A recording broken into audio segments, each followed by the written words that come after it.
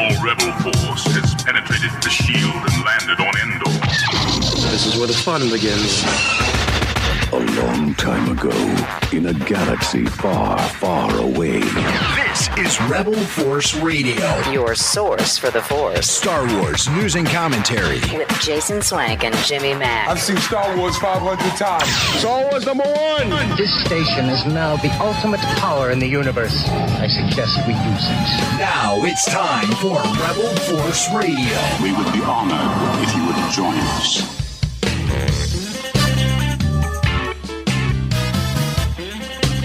All right, we're going to go old school tonight.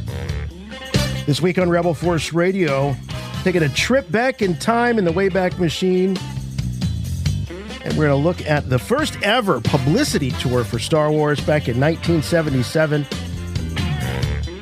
I think it's very important. I don't want to sound like the old guy, but I think it's very important for fans. I'm not talking a lot to the younger fans here, but to not lose track and sight of the history of this franchise, of this saga that we love so much.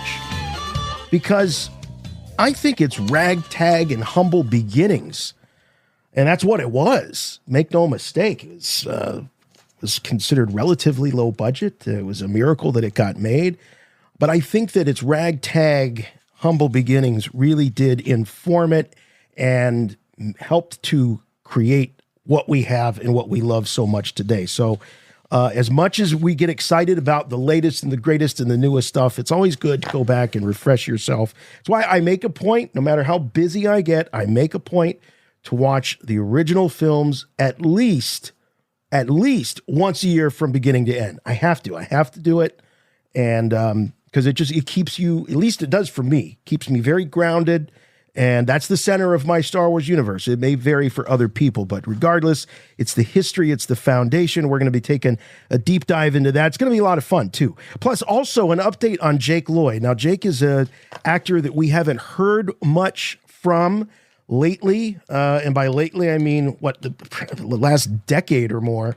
And his mother is sort of breaking her silence and giving us an update on his condition. He's had a lot of problems with mental health. Of course, we wish him all the best, but we'll bring you that update. Plus Star Wars and pop culture and a lot more here on Rebel Force Radio. Thank you so much for being with us this week. We love having you. We are your source for the Force. And in case you're new to the program, because we've got new people joining, listening to RFR because of our after shows. Our after shows for the Bad Batch are going on right now every week, looking at every episode of the Bad Batch Season 3. And if you're not watching, dive in.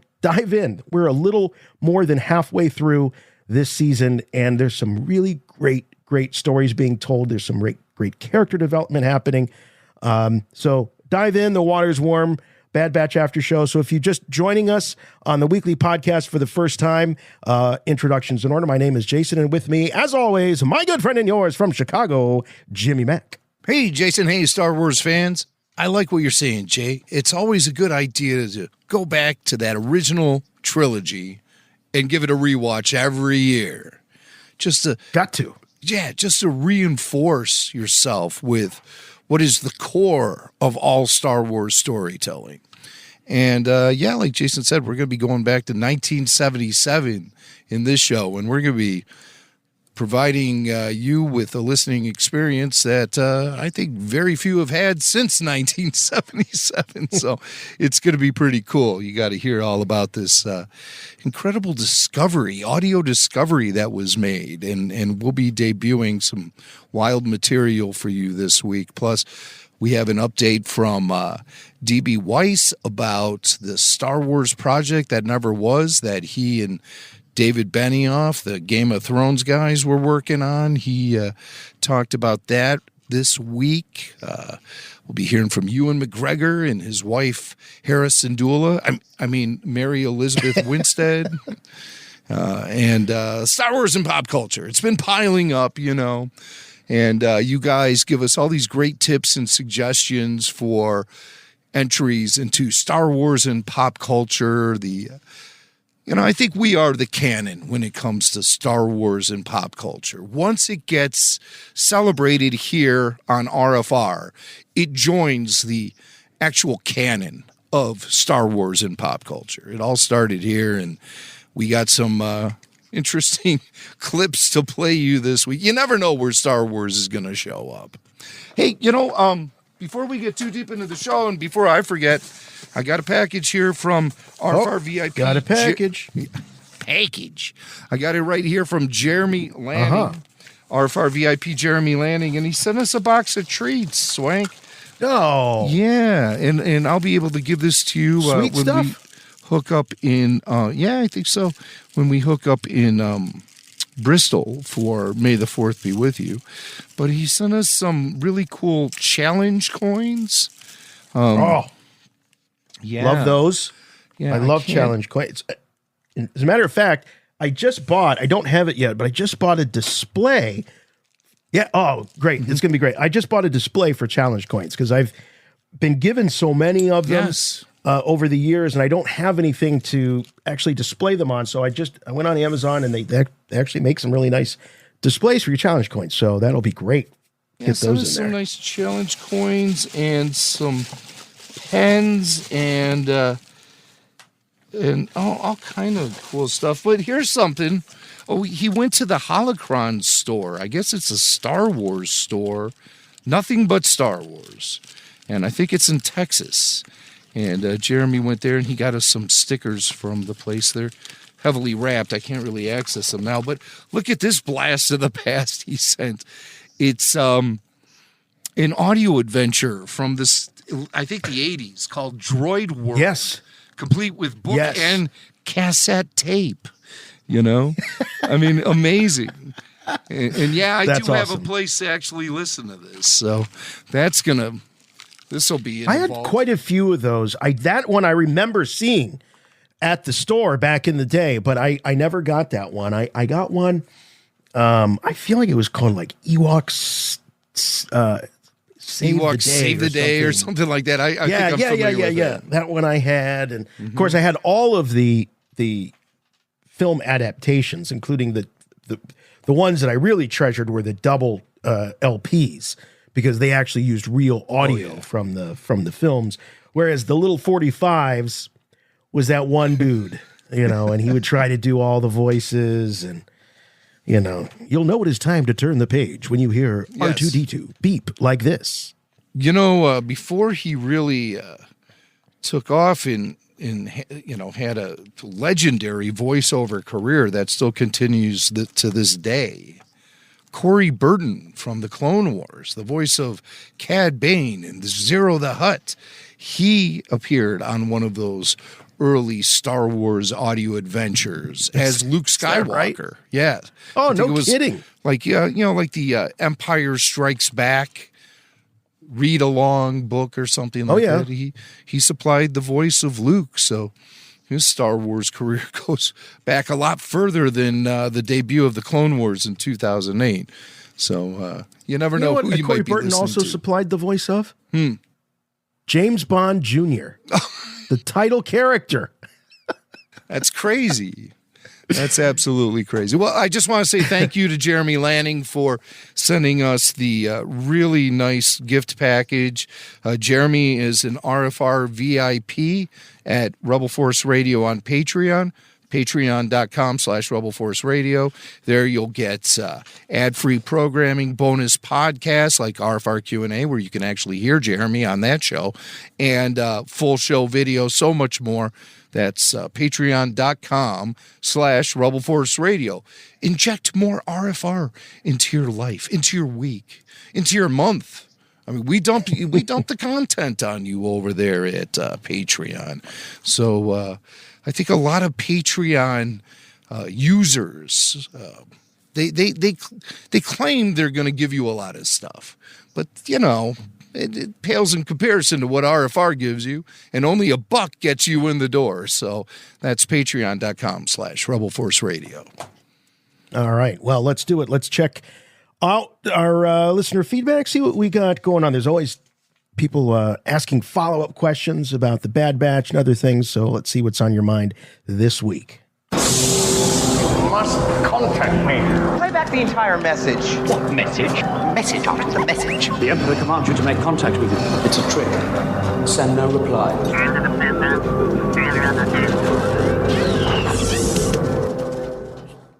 Chuck, Jason, and Jimmy. This is Al in Alabama. I wanted to weigh in on the discussion about the Acolyte and how the Rule of Two fits in. I'm in the middle of the last book of the Darth Bane books, and I know they're not canon, but they do give some insight. Bane's Rule of Two was to have one embodying the power and the other to crave it. The apprentice eventually killing the master and taking on an apprentice of their own. In the meantime, they would remain hidden and work behind the scenes, building what would represent kind of an underground criminal empire, building up finances and power, until one day the Sith would be in a position to take over the galaxy, which we know finally happens with Palpatine. But Bane and the Sith guarded their existence at all costs, so to the point where if anyone did kind of figure out what was going on, they were killed. I mean, the secret was so well kept that Kiadi Mundi expressed what everyone believed. The Sith had been extinct for 1,000 years. That's exactly what Bane wanted them to think. So it wouldn't make sense for the Sith to reveal themselves or to be revealed at the time of the Acolyte. And so what might be happening is that May simply is someone who becomes a Dark Jedi. Maybe she comes across some teachings of the ancient Sith and she becomes an acolyte to those teachings. And meanwhile, the real Sith are still behind the scenes. But an additional comment about something that I can't figure it out about this is that at Qui-Gon's funeral, Yoda says that only two there are, no more and no less, a master and an apprentice. So how in the world does Yoda know about the Rule of Two? Because what Bane did was kept a secret, and it had never been the Sith practice before Bane implemented it. But the whole point was to let the world think that the Sith were extinct. So how does Yoda know about the Rule of Two? Unless he somehow figured it out at the time of the Acolyte. Looking forward to it. I love the show. Appreciate you guys. Have a great day. I was listening back to last week's show, and we were talking to FJ DeSanto about his thoughts on the Acolyte trailer, and he said, look, I don't have any inside information here. It's just my speculation, but I think that we might see some, before that season wraps, we're going to see some familiar names or some familiar faces, some familiar characters. And the one that popped into my mind as I was driving around listening is Yoda. Yoda has been in the High Republic era. I think he was in one of the debut comics, or maybe it was the novel, I don't know, but Yoda has made an appearance. So Yoda has been around for a really, really long time. And so I think it's great that if any of the Jedi are going to have this tidbit of information about the Sith, it makes sense that it's Yoda. So that's fine. And wouldn't that be something if we actually see Yoda learn this trick by the end of the Acolyte season 1, and then we see that pay off in the Phantom Menace. I think our caller, Al from Alabama, I think it's a great theory. I think it's a really good theory. I would just say too that, again, it's just whether or not it was established in old EU or non-canon, it may or may not come into play at all with the Star Wars that we're getting these days, especially when it's old EU Legends material. So I would love it if they would work around it, just like Al was suggesting, but they don't have to, it's nothing that they have to do. It'd be interesting if they did present a situation where Yoda becomes aware of some Sith tradition and things like that via his exposure to whoever is waving the Sith flag in the Acolyte. I mean, just because someone says they're Sith doesn't necessarily mean they are. They could have stumbled upon a treasure trove of information about the Sith and started to study it and actually fall under the influence of what they were studying. But I do think it's really interesting what Al in Alabama says about the fact that earlier in the Phantom Menace, when there's speculation about the return of the Sith, Kiadi Mundi does say the Sith has been extinct for a millennium. And then by the end of The Phantom Menace, Yoda has this information. Always two there are. If the Sith have been extinct forever, I mean, how does Yoda have this information about their tradition of the rule of two? How would Yoda know this? Because isn't that, I mean, the Sith were like a public entity prior to this thing in the old expanded universe, the Jedi-Sith War. And at that time, the Sith had created this, WMD that just wiped out everyone on the battlefield, Sith and Jedi alike. It was called a thought bomb. And after those events, Darth Bane was the sole survivor of the Sith. And he took on an apprentice named Janna. And if I'm remembering that correctly, I always confuse Janna with Xana from The Rise of Skywalker. Damn you, Star Wars names. I'll never forgive you for Kylo Ren and Kybo Ren. Come on. So Janna was the apprentice to Darth Bane. And they went underground. And that's when the rule of two was established.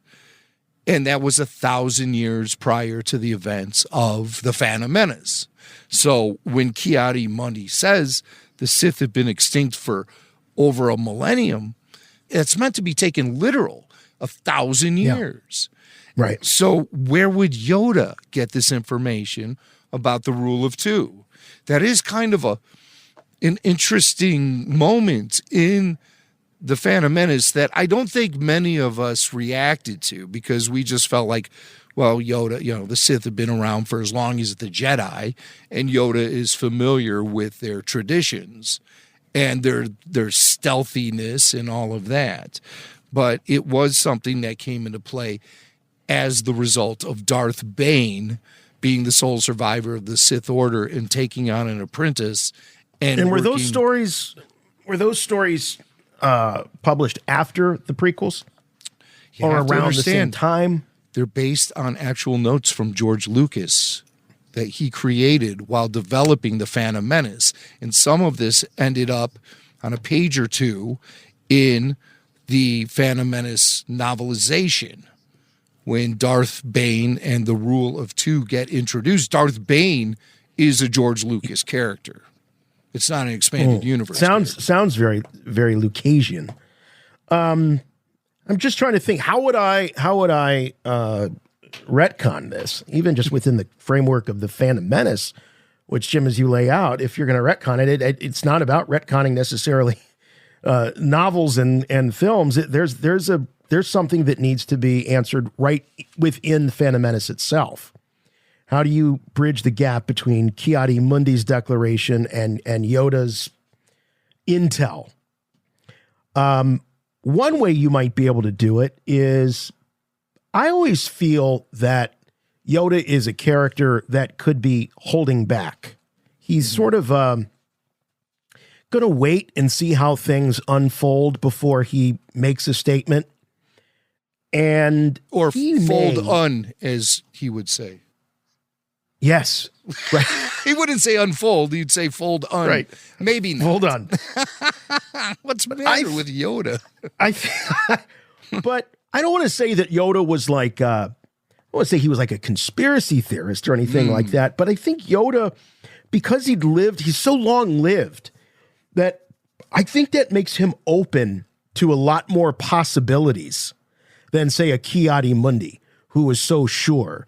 So perhaps it was this sighting that Qui-Gon had of Darth Maul in this fight that got Yoda thinking and got Yoda doing a little investigation and maybe looking at old holocrons.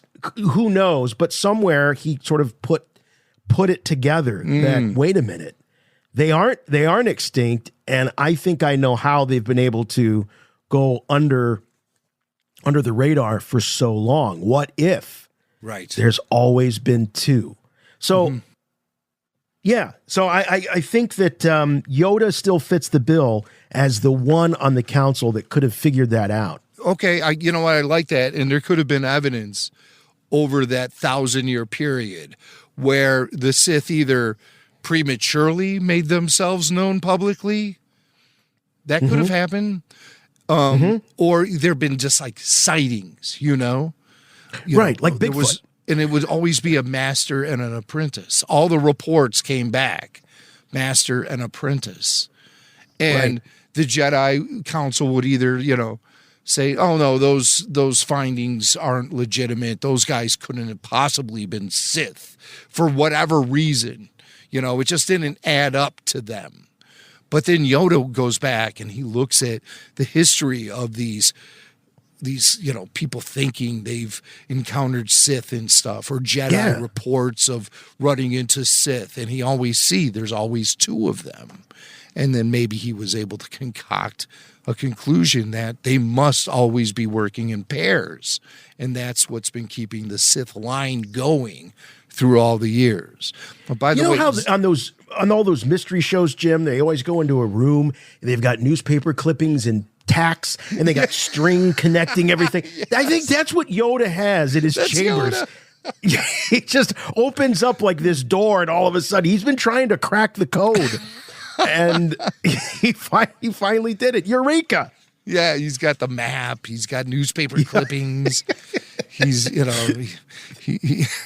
that's really a funny image to think of. But I mean, there are many ways, the storytelling can work around this. A lot of people are jumping to conclusions thinking that the Acolyte is going to completely reset canon, reset things George Lucas established in the prequels and along those lines. But we'll be the first to call it out if that's what happens.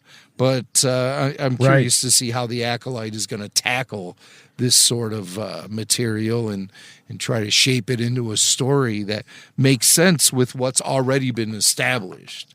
Right. And I would just add one more thing is that we even see in our own world where two people with very different ideologies can see a similar news story and they walk away with two truths. One holds on to one truth and one on the other. And we do know that there are fissures and there are splits in the ideology just on the Jedi Council alone.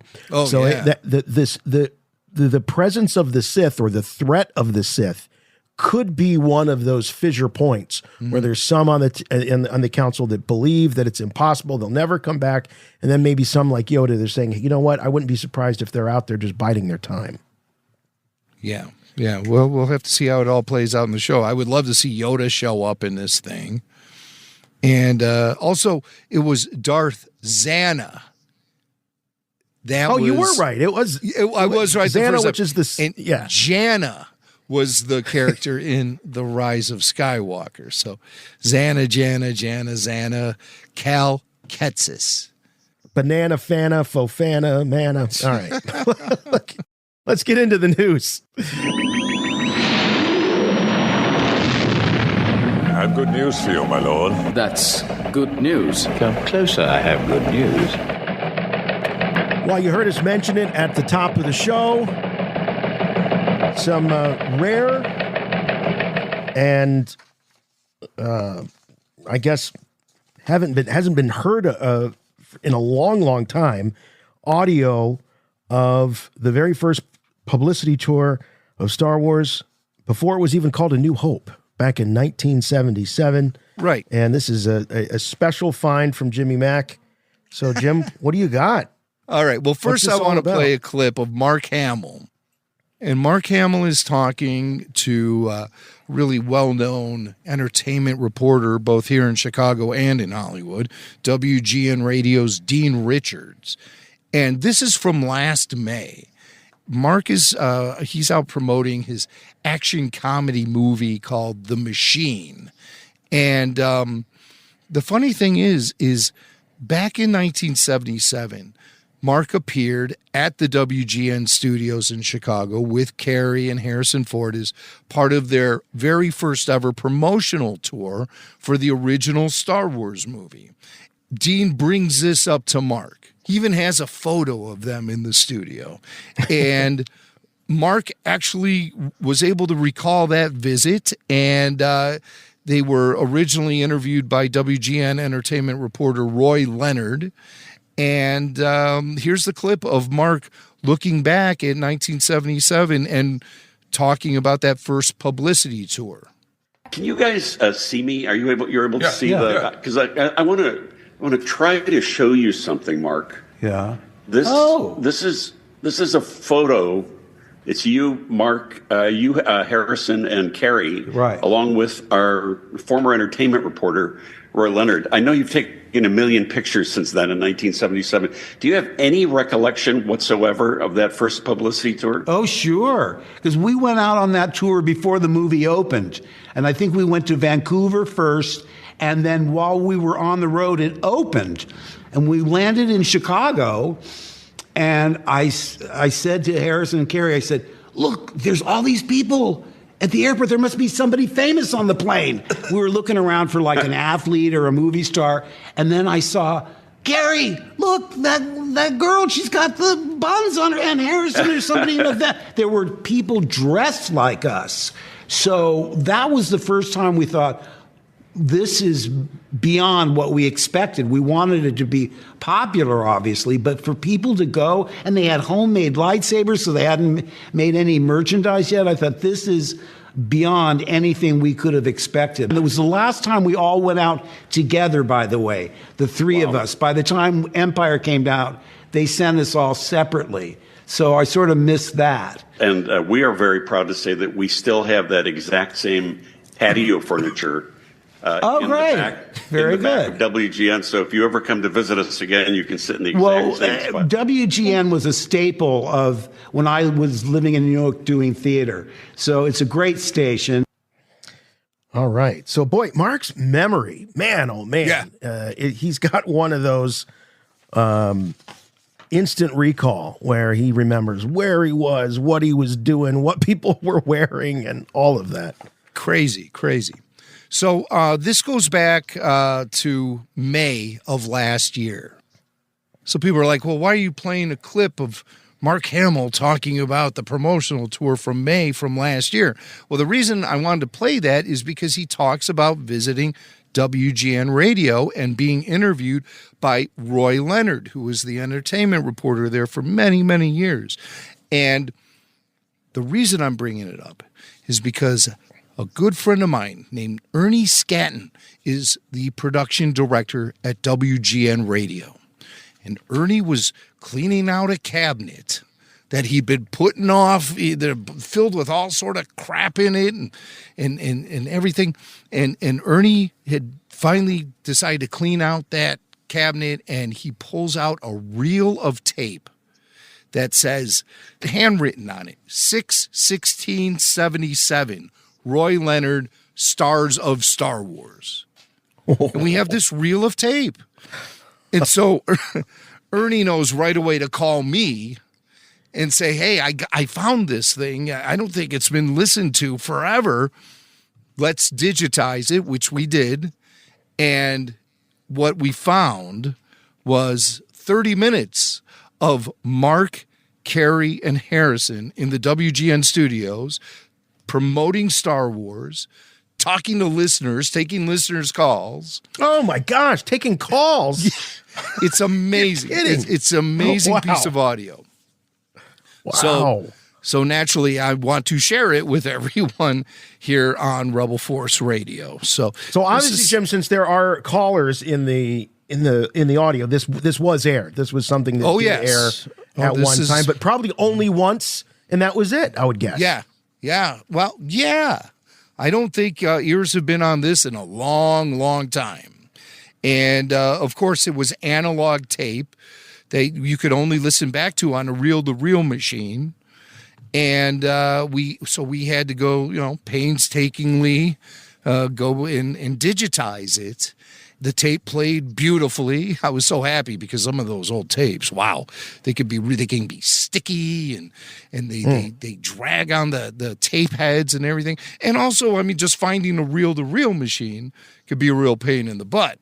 I happen to have one right here on my right in this Don't you room. have to like put them in an actual oven sometimes to like warm them up if they're sticky? Or I have a beef jerky machine that I would put reels in because you only heat them up at about 200 degrees.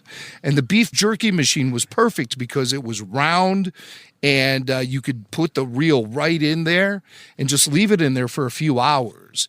And it would never get so hot it melted the tape. But what happened was over time, the chemical ingredients of the reel-to-reel tape would sort of break down, especially if they were placed in a room that wasn't climate controlled. And the tape would all just stick together. And when it would go across the tape heads, it would drag and it would just be a real pain in the butt. So you'd put it in these little ovens and it would heat it up enough to soften the tape. It would unstick and you could get at least one good play out of it. And when that's happening, you better be recording. And so I actually learned about the beef jerky machine from Skywalker Sound's Matt Wood. And no kidding. He's the one who taught me about that. And I've done a lot of audio archiving over the last 30 years. And occasionally I come across a reel that is really hard to play. So we soften up the tape. We put it in the beef jerky machine. One of these days I should make beef jerky in that machine. It probably tastes terrible because of all the tapes I've melted in there. If your tapes smell like beef jerky. Exactly. That could be. But we have the audio. I pulled a bunch of highlights from it, and I think I'll probably put the entire thing on our Patreon page for all access supporters, because this is a piece of Hollywood history. This is audio gold. These were recorded not even a month after the release of Star Wars. And by this time, it had grown into the phenomenal hit that we all know it to be. But the legend was just being born at this time, along with the careers of Mark, Harrison, and Carrie. So you're going to hear them probably, speaking a little more candidly or a little more down to earth than you're used to, because they haven't really established themselves as Hollywood stars yet. And they haven't had all that PR training that they would, I'm sure, later have in years. Well, I mean, you're going to hear a Harrison Ford who is very lucid when it comes to recalling facts about Star Wars. If you ask Harrison Ford these days anything about Star Wars, he'll just give you a simple two-word answer. Who cares? But back in the day, he was the elder spokesman of the trio. Oh, my. And Mark is Mark. I think what you're going to hear in these tapes is Mark is a pretty consistent personality compared to back in the 70s when he was in his 20s. Now, Carrie, on the other hand, a little more soft-spoken than you might be used to from our potty mouth princess. You know F.J. DeSanto's the potty mouth prophet. Well, Carrie Fisher is definitely the potty mouth princess. And she was always very boisterous and stuff as her career moved on and she got older. But back then, I mean, she's soft-spoken, but you'll hear examples of her sharp wit coming to the surface here and there. So I have a bunch of highlights here. Let's just start at the beginning. This is Roy Leonard introducing the stars of Star Wars to the Chicago radio audience on June 16th, 1977. Listen, I want to welcome in the three stars of Star Wars. First of all, ladies first. Carrie Fisher, who is one of the most beautiful princesses ever to fly through the sky. By the way, is it Leia? It depends on what system you're from, but I refer to myself as Leia. Okay. And I've got to ask you to either move in a little closer or you can pull that microphone a little closer to you, Carrie. And friends, Luke Skywalker, hero supreme, in the person, of course, of Mark Hamill. Mark, welcome to the Roy Leonard Show. Thank you. I like your T-shirt. Tell everybody what it says. It says, I love you, Chicago. Boy, I tell you, Chicago loves you too. And boy, if there was ever a space pilot, if there was ever a mercenary who deserves the title of same, the captain of the Millennium Falcon, Han Solo. And boy, this is coming home for Harrison Ford, isn't it? Yeah. You were born here, weren't you? I was. I lived here in the city until I was about 12, and then I moved out to the suburbs. But you never thought it would be a homecoming like this, did you? No, never would have imagined it. Might have dreamed it or thought it Never would. even dreamed it. Has it? And I presume it has caught up with the three of you now. Your visit to Chicago alone in a day or two should have given you the idea that you are now connected with the phenomenon of the year. A pleasure. Speaking for my fellow. You don't mind it a bit? No, not at all. I mean, we're glad to see something that had such an investment of energy and intelligence in the part of George Lucas be as successful as it is. Right. Yeah. As far as the motion picture it goes, when you were making it, I hope it was a fun movie to make. A lot of fun. Oh, yeah, it was. You did it. But somewhere along the line, did somebody get the idea that, hey, we've got something more than an idea here? That's it. From the moment I read the script, I remember the first day I met in the office in London, and the production manager looked over at me and he said, "Hey, we're on a winner." Because it was all written in the script, all the charm, all the humor, everything is written down. Now, it's another matter to try and get it on the screen. Sure. But you... Not only that, but the actors' parts were really clearly written. I mean, there's a very... You know when you look at something like that, it gives you a great feeling of confidence. Right. Because it is almost actor-proof. Mm-hmm. And we hope that we realize what George's intention was. I think obviously you did, right? Yeah. The thing that we hear, by the way, is that you are all set for at least one more, or maybe even two more. Is that definite, Carrie? Yeah, we're signed for 2 more sequels that are probably going to be done next summer. If they do 2, they would do them both at the same time, I think. Harrison's like, speak for yourself, sweetie. I'm not signed to 2 more. Well, but notice... Carrie says they were going to shoot the 2 sequels back to back. Yeah, so right. it would always it would just be one production, which had just been done with Superman 1 and 2. So that was one way that the studios were managing these big budgets. I think this predates Superman. Yeah, this predates Superman. 1977. Superman the movie came out in 1979. 79. Okay. Yeah. Okay. All right. So yeah, predates that. Although maybe they were in production at that point because it was a pretty long shoot with those 2 movies. But regardless, you don't see that very much. I remember Back to the Future 2 and 3 were shot that way, but I'm trying to think of any other sequels. Lord of the Rings films and sequels. Oh, Lord of the Rings, right? Of course, probably most famously. You know what really struck me in this interview was that they talked about how everything about the characters was on the page. They called it, as Harrison called it, actor proof. And I think that's something that in all of our, even within the Star Wars community, we all like to kind of joke about, George and writing and script, and you can type this shit, you can't say it, all these jokes. But the one thing that has been so consistently great about George is that I feel he leaves very little ambiguity about the characters, who they are. We laugh sometimes about their names, Darth Maul, Sidious. Mm-hmm. But he does, and maybe it's reflective of how he feels about actors and performers. Maybe he feels that he has to make it actor proof, so no one can blow it. He has a very specific things that he wants to deliver. But I just like that because I think about, some of the great dialogue, and granted, the original film was greatly enhanced by the Hayeks, but there is some great stuff that if you just read it and you had never seen the movie, you really get the idea of who Han Solo is, who Princess Leia is, who Luke Skywalker is. It is written so precisely. Mm-hmm. Yeah. A great example. I mean, George is the one who came up with the Clone Wars character, Savage Opress. If you don't know what you're getting with that character upon hearing his name, then you got to go hit the books and read. He's literally an oppressive savage right there. He's an oppressive savage. Hey, check this out. I have it with me. This is the actual reel of tape that was found at WGN. You'll see on the spine, it says... 6. Oh, I have it upside down.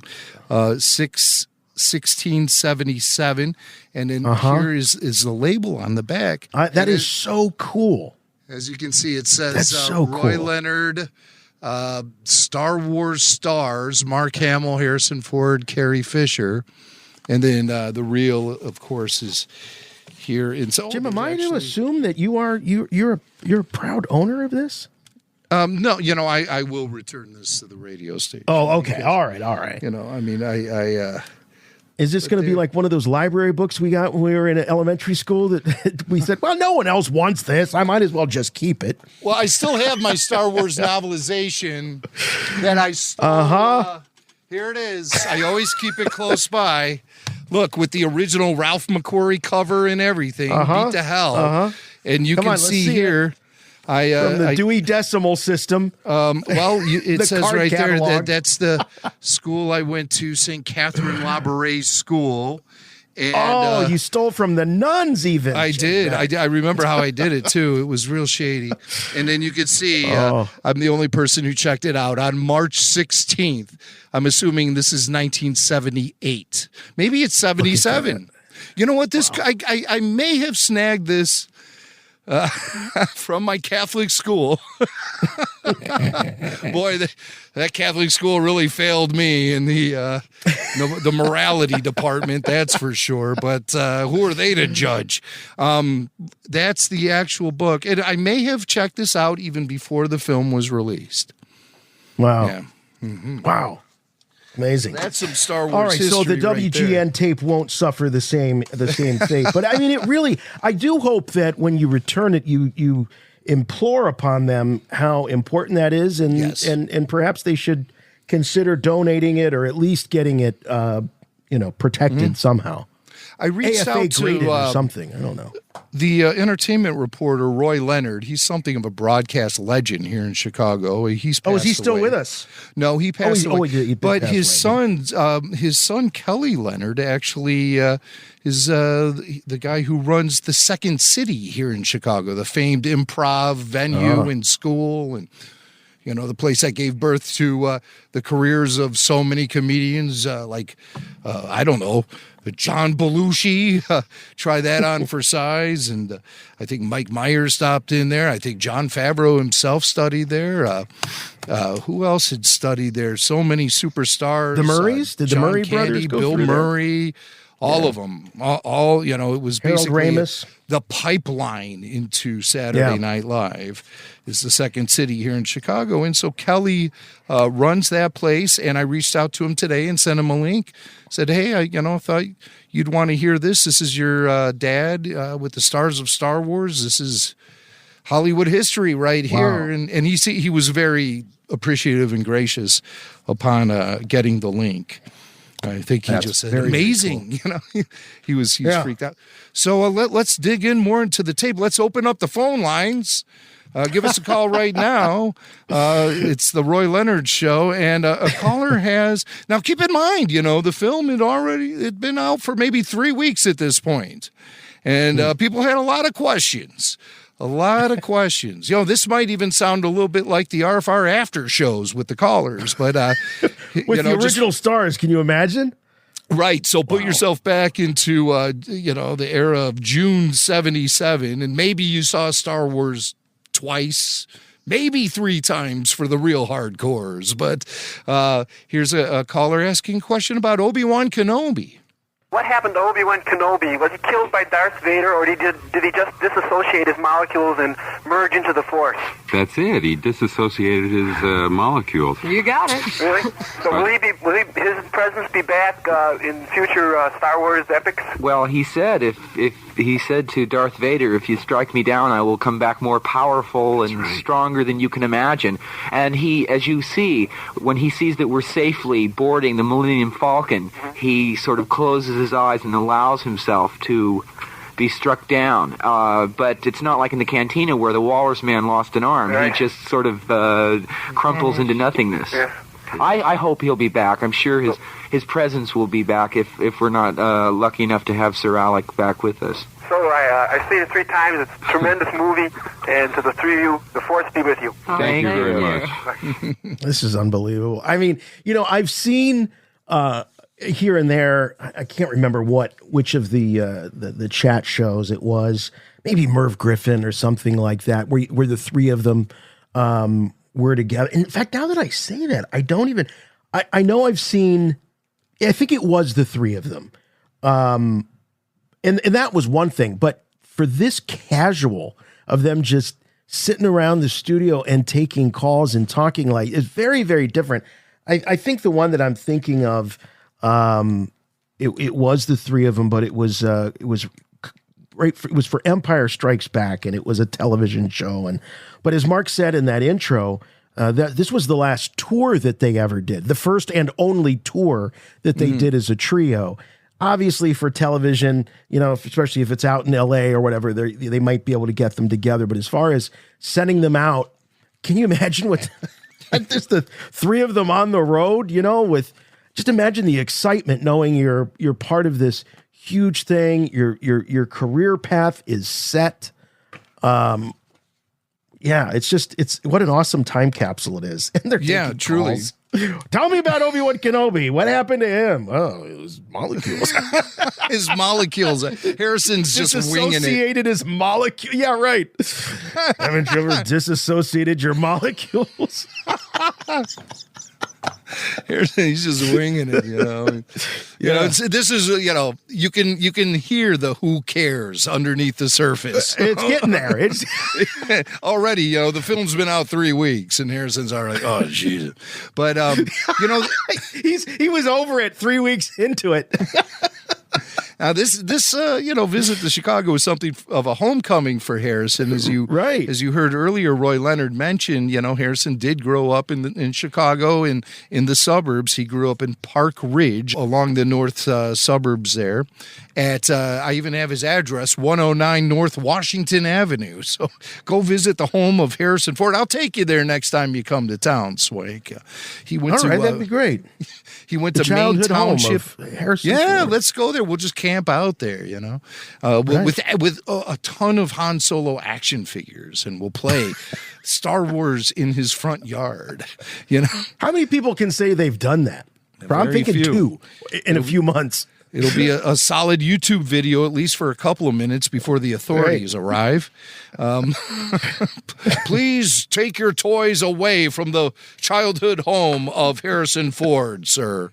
Well, if we made the news, it would be worth it because maybe the word would travel to Harrison Ford himself. And I can just imagine the surly look on his face.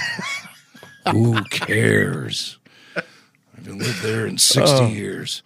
Okay, so let's open up the phone lines. We have another caller here who wants to talk to the stars of Star Wars, Mark Hamill, Harrison Ford, and Carrie Fisher, about the Mount of the Sand People. What's that all about? I wanted to know what those animals were that the Sand People were riding. Oh, those are called banthas. Banthas. And they're very plentiful in South America, so George had 2 of them flown in. Oh. And, actually, banthas can be good performers on camera. That one wasn't fed all morning, so, he was prodded with sticks and was able to hit his marks and, emote properly. Oh, my God, that would get you canceled today. Bantha abuse! Now, again, get PETA on the evolution of these guys and their relationship to Star Wars. The first person who answers this isn't Mark or Carrie, it's Harrison. It's a bantha. And he even saw Banthas. Ask Harrison nowadays what that thing was called. And you will get 2 words in return. Who cares? But back in 77, he's just so sharp. He's so sharp when it comes to recalling all of this trivia about Star Wars. It's hilarious. We have another caller, Jason, on the line. This young fan wants to ask some questions about the droid C-3PO and Luke's ride, the land speeder. Speaking of that one guy, was the gold one? I forgot his name. C-3PO. Yeah. Was there a man in there? Yep. Sure. Because it looked awful thin for somebody to fit inside. He has a very tiny sort of ballet dancer's body. George looked for someone who was His name is Anthony Daniels, by the way. Yes, and I mean, he really deserves credit because it was his voice and his performance all the way through. He was a mime artist, and he was working in Rosencrantz and Guildenstern Are Dead on the West End, and the suit he was in was vacuformed to his body. I mean, when we did retakes in Death Valley, we wound up with just a little high school girl who was thin enough to get into the robot. And she didn't know what was going on. We were out in my little hovercraft flying around, and she says, "Hey, what is this anyway?" Hey, one of my kids wanted to know how you did that hovercraft thing. Movie magic. I'm really a magician's assistant, boy. I don't want to give away any of the tricks, because when you find out, you go, "Oh, really?" It's very disappointing. I told my little brother, and he wishes he didn't know now. Oh, good. Don't tell us. Okay. Well, there's a couple things going on there in that little segment. We got to unpack some of this. The fact that Anthony Daniels is built like a 16-year-old ballerina, that is something I hadn't heard before. And yes, I had no idea. So they did reshoots in Death Valley, which we've all known about. But did we ever hear the story about Anthony Daniels being unavailable for those reshoots? So they used a 16-year-old girl, whoever this person is. I've never heard of him not being available for anything with respect to 3PO. It must have just been a shot where he was just there, standing there, whatever. We'll have to take a closer look at the material that was shot. No, in Jim, I think he said that it was when they were in the land speeder. So maybe that was just 3PO sitting in the speeder. Oh, it could have been. Yeah. Oh, you're right. He did say in the speeder. Interesting. We'll have to look into J.W. Rinsler's work as far as his book, The Making of Star Wars, and see if there's any mention of this 16-year-old girl. Or perhaps this is just a Star Wars tale that got lost to time over the years. Yeah. And I also love how it's Harrison who, when the girl asks, who's that golden one? I forgot his name. I mean, Star Wars is so fresh. I mean, people didn't even know C-3PO. It didn't just roll off their tongues like it does now. Who's that golden one? Was that a real robot? Remember, there was kind of a mystery surrounding whether or not that was an actual person in there. And Lucasfilm kind of played up that point much to Anthony Daniels' chagrin, where he felt like he was being a little disrespected in that regard. Right. He thought he was being considered just a special effect. Right. And so it's Harrison, though, who jumps in. It's Anthony Daniels, by the way, is the name of the actor. But it reminds me of this story that happened a few years ago when Anthony ran into Harrison at some banquet, and he approached Harrison at his table, and Harrison thought Anthony was the waiter, and he started giving Anthony his order.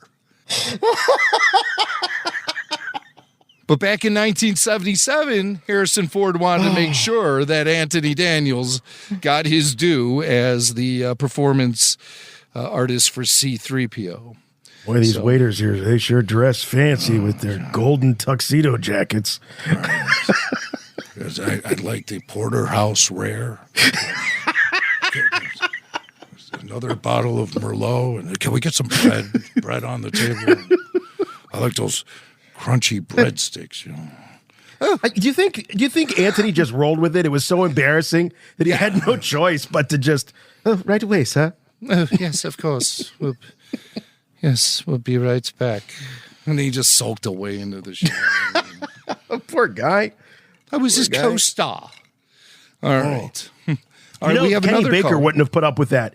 Kenny would have been like, hey, well, don't you remember me? I'm glad you're bringing up Kenny Baker. Because he gets a shout out in this next clip when our next caller online here has a question for the stars of Star Wars about R2-D2 and the droids. And we might hear some language in this response that might not be considered PC to this day. But back then it was, just how people talked. I was interested more in R2-D2 though. Kenny Baker. Kenny Baker was the human inside the human version of R2-D2. He's a midget, dwarf. A dwarf. Mm-hmm. He's a dwarf. About 33 inches tall. Yeah. Like a midget is a perfectly formed small person, and a dwarf is small, but some of the limbs and so forth are out of proportion. But there were like 8 to 10 versions of R2-D2, and each one could do something better than the other one.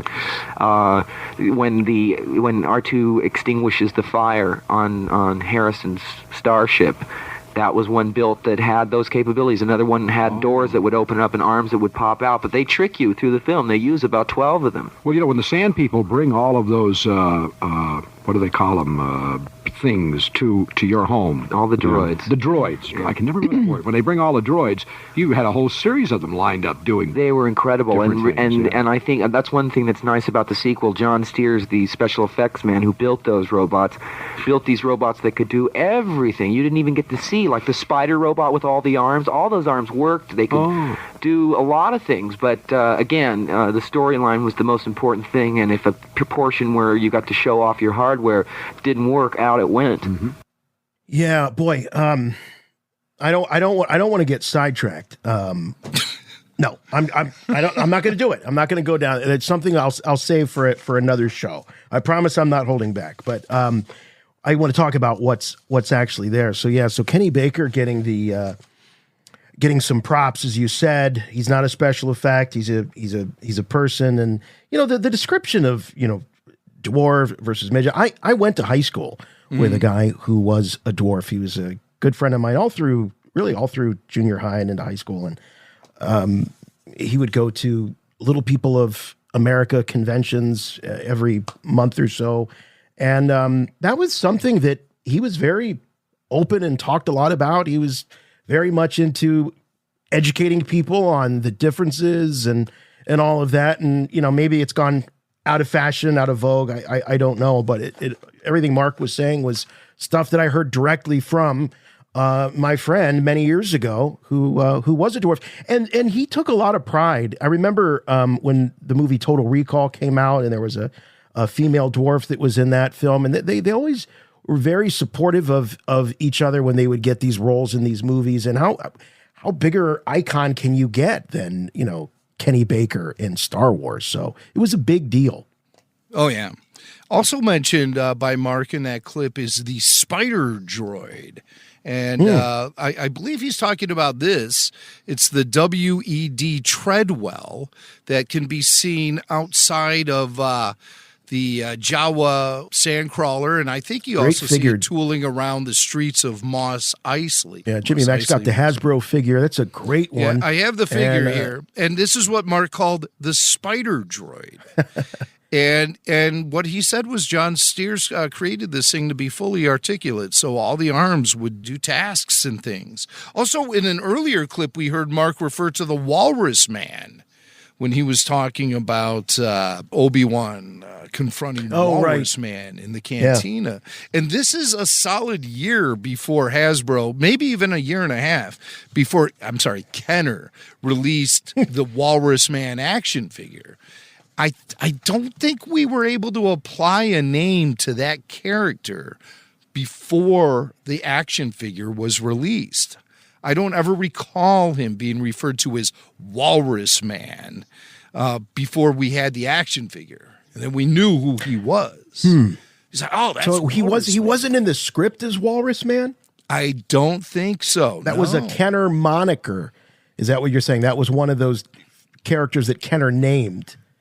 Maybe it was. I seem to recall looking at a John Molo sketch of a bunch of Cantina characters, and I think John Molo may have referred to the character as Walrus Man. But I love how Mark was referring to him as Walrus Man earlier, because we know Mark for a long time would just name characters on the fly that he was working with, Walrus Man. And it's they got somebody named after an Italian appetizer, calamari. I've actually heard Mark say all this we would chase him around with butter. We got a dipping sauce here, but the whole thing. The Walrus Man figure didn't get released until that second wave in '79. So Yeah, we're a couple years out from Walrus Man. But according to Mark, the W.E.D. Treadwell, this was with the multiple arms that ran on these treads. This was called the Spider Droid, apparently to Mark and the rest of the crew. So that's interesting. I'm going to start calling it. You run into confusion when you think about the Bomar monks. Because those guys are spider droids too. You know, that's the first thing that pops into my head as a Star Wars fan when I hear spider droid. But the old W.E.D. Treadwell, the Wed Treadwell, very cool. We have another caller on the line here who wants to ask a question about the end battle, the Battle of Yavin, the destruction of the Death Star. You know, keen eyes back in those days noticed that it was more than just the Millennium Falcon and Luke Skywalker's X-Wing flying away from the destruction of the Death Star. And it gets brought up in this caller's question to WGN back in June 1977. I'd like to know how many starships were left at the end of the fight scene, the last scene. Well, let's see. Wedge lost part of his controls and flew off. I said, go ahead and get clear. And there was, I was left. I think three. Three. Who was the last one, though? Wedge made it, and I know Porkins got fried. And most everyone did, but you and Wedge. Me and Wedge, and then... But I still remember the third starship. This is a trick question. No fair. We weren't ready for that one. I sing the Jeopardy song? Yeah. Sing. I have 5 minutes to answer that question. Well, we know that it was just Wedge, Luke, and Han and Chewie.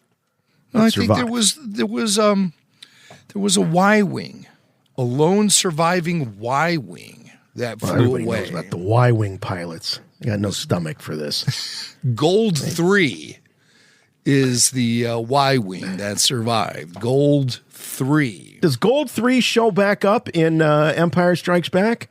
No. Or Not Jedi? that we know of. I don't think we see Y-wings.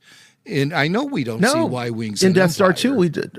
Wait, right, not in Empire. I think we do in the Battle of Endor. I think we do as well. But Gold 3, the character has been named Evan Verlaine. Evan Verlaine was the pilot who flew Gold 3. Not to be confused with Jack LaLanne. No, Verlaine. Verlaine. Oh, sorry, Verlaine. Yeah. But what I love about that back and forth there is just the casual mentions of Wedge. You know, oh, Wedge, of course, Wedge. You know, it's like back then, you know, things were happening so fast and furiously on the screen. To be able to be someone who's seen the movie a couple times and to be like, oh, yeah, Wedge, I know exactly who he's talking about. You know, it was probably years into the future. I'm feeling that maybe they were prepped. Maybe they were prepped by Charlie Lippincott back in the day before they went out on tour. They might have had not cheat sheets per se, but maybe some notes, maybe some things. But I don't know.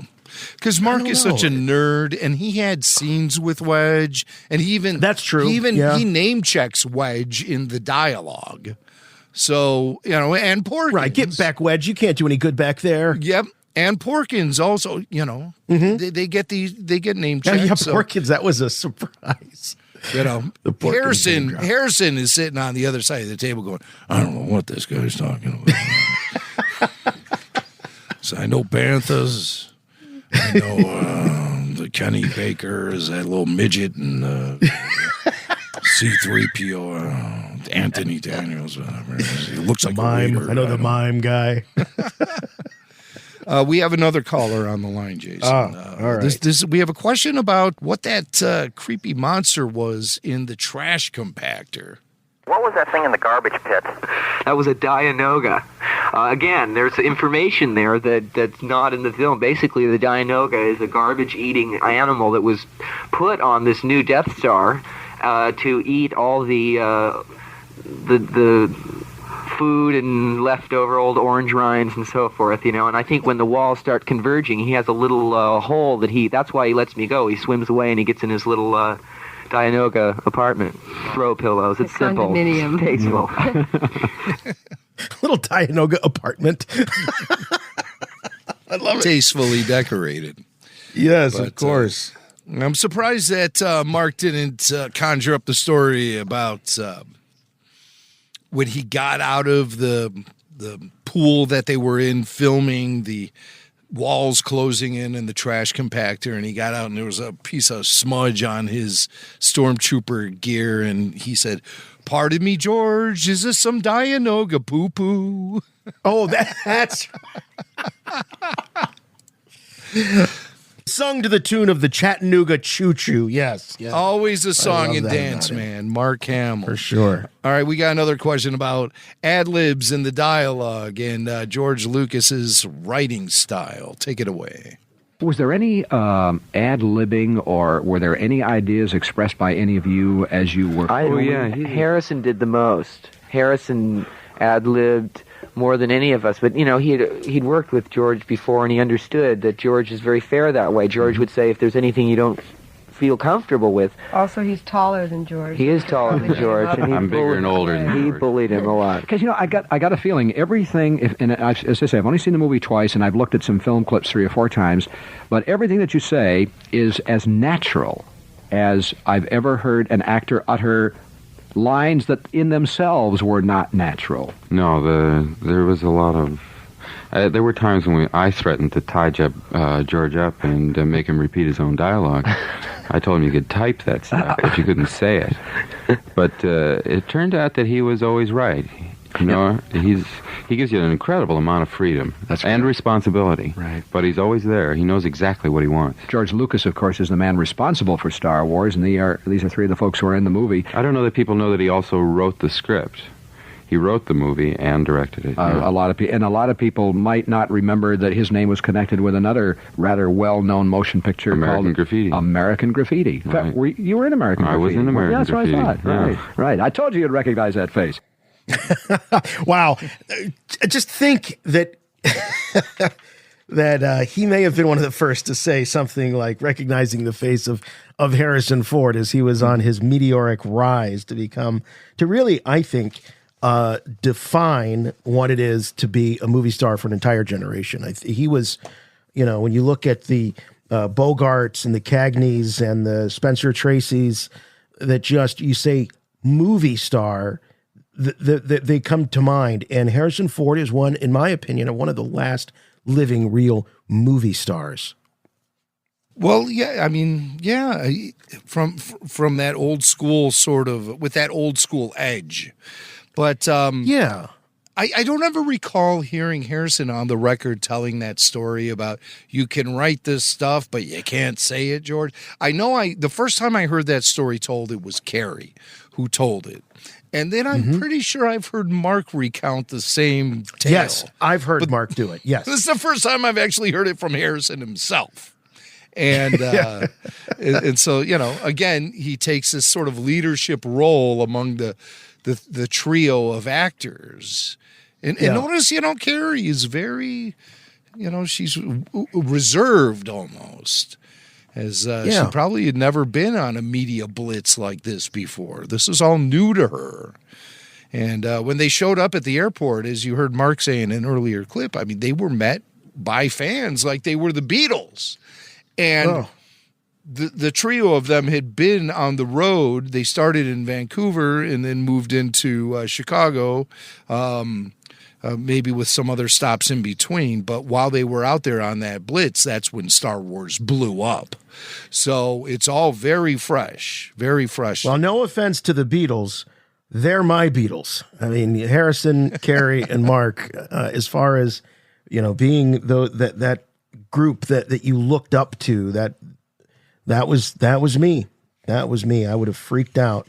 Unfortunately, by the time I was old enough to understand sort of, the nature of filmmaking and all of that, they were, long out of it, and the films had already come and gone. But so I don't ever remember. The only thing I have a memory of and the whole Return of the Jedi hype. Obviously, TV commercials about with the film and some of the toys and stuff. But I remember watching Roger Siskel and Ebert as they reviewed Return of the Jedi. That was, and I watched it just so I could see clips of Return of the Jedi on TV. Absolutely. Again, you're talking about more Chicago broadcasting legends, Siskel and Ebert. Yeah. We have another caller on the line who has a question about the lack of blood and violence in this film. This came out in the mid-'70s when that was sort of on the rise, gore in films. It was sort of a fresh thing in filmmaking, Filmmakers weren't holding back, and you were seeing really scary, kind of gory things on film that you wouldn't have seen a decade prior. And this caller has a question about the fact that there is little to none of that in Star Wars. The reviewers said there was no bloodletting, or relatively little, and they're speaking, of course, of the arm that came off the bar. But, my God, think about this. The movie opens up with this terrific laser gun. The destruction of a whole planet. Yeah, and so the movie starts off with 6 or 8 people being killed, including one guy having his voice box crushed. Yeah. Then you go on to have several other fights, and people are falling all over the place. And then to culminate it all, they destroy a whole planet and millions of people. And that bothers me a little. I'm trying to rationalize it in my mind. The interviewer before I came on the air says, well, it's all make-believe. And I heard a thing on National Public Radio the other day where they were talking... I think I got the drift of what you're saying, Frank. Yeah. But I think that you have to acknowledge that George's intention, what George's intention was in all of this. I mean, there's no question that this guy is not pandering to the public taste for violence in what he does. He's using this as a literary device, and it's like all of old mythology. If you read fairy tales and mythology, they're full of allusions to violence and violence. It's the stuff of... but on such a scale, a whole planet. Frank, it's been delightful to talk with you, but we got 3 people waiting, and I'm sorry. Thanks, Frank. That's all right. Pleasure. No. It's just my serious reservation, and I think they all did a great job. It's impossible to discuss that question in 30 seconds, but we'll be thinking about it. Yeah. All right, Frank. All right, we'll see you. We'll see you later. Frank was a little shaken by some of the imagery in the film. Things like, the shootout at the beginning or the destruction of the entire planet. So my setup to this about the lack of blood and violence, and it is a little understated. I think the question was more about the implied violence, as opposed to just Harrison's showing answer us was gore. great. Yeah, because as I was listening to it, and these are, by the way, for those listening, I've not heard any of this. This is all fresh for me. Nobody's heard this I'm except for reacting me. to it. Yeah, nobody's heard it, but I'm just saying it's not like I had heard these before. So as Frank, the caller, was speaking, I was thinking, how would I answer this? And Harrison was dead on, because I was thinking, look, even the Bible itself, the book of all morality, it's full of violence. That's how we learn. That's how heroes are born, and of these trials and things. It's not about glorifying violence. It's about what the violence teaches us about ourselves and our greater natures on the other side of it, and all of that. I've never understood. And I remember going to school sometimes with kids that weren't allowed to watch TV or weren't allowed to watch things that were violent. And I understand excessive. That's one thing, but just your general hero stories, adventure stories. It's something I could just never understand, because it's how we prove ourselves. It's how we learn. It's how we grow. It's how we evolve. And life is a tragedy, and it's our ability to persevere through it, because it all ends one way. It is a tragedy, and it's our ability to persevere through it that makes us who we are. So, but I thought Harrison did a great job answering that. He sure did. And you hear, he's sitting in the driver's seat for these interviews with these young actors. I mean, Harrison was 10 to 14 years older than these two, and he definitely takes the lead in these interviews. But did I hear him say he's older than George Lucas? When they were making taller. a joke They about said him being taller. Taller. Okay, I thought I heard older. No, taller. You can type this, bleep, but you can't. All right. Here's a clip that features Carrie. And the caller wants to know about what the most difficult line of dialogue was for her. And then the question gets thrown out to the other two actors about what the most difficult scene was to shoot. So let's take it away. I have two questions. The first one directed to Carrie Fisher. What was your hardest line in the film? I have placed information vital to the survival of the rebellion into the memory systems of this R2 unit. My father will know how to retrieve it. I say that all the time in my personal life. How many takes on that one? Oh, that was a hologram, and that we had to actually refilm it. Oh, really? Yeah, they filmed it the first time, and my hair, they had a black curtain behind me, and my hair disappeared when they looked at it, and I looked like Yul Brynner in a white dress, so they refilmed it with gold sprayed in my hair. So I did it about 50 times. That's interesting. Anything else, Scott? Yes, what was the scene that you had to do the most often? Well, that's probably the one of the cockpit scenes in which I had to say it'll take a few minutes for the Navicomputer to calculate the coordinates. Oh, this is when you're going to hit the speed of light or go through the speed of light. There's a lot of Well, you couldn't say the line? I couldn't say it'll take a few minutes for the Navicomputer to calculate the coordinates. By the way, has anybody got the outtakes? There must be a reel somewhere about There's a gag reel somewhere around. I haven't seen it. It'll wind up in the Carson show with you guys. Yeah, great. I hope so. It'll end up on Blu-ray someday. Yes. Blu-ray. I'm looking into the future. I'm Roy Leonard, entertainment reporter and soothsayer. I can see the future, and I can tell you what's going to happen with technology. It was all the Carson show back then.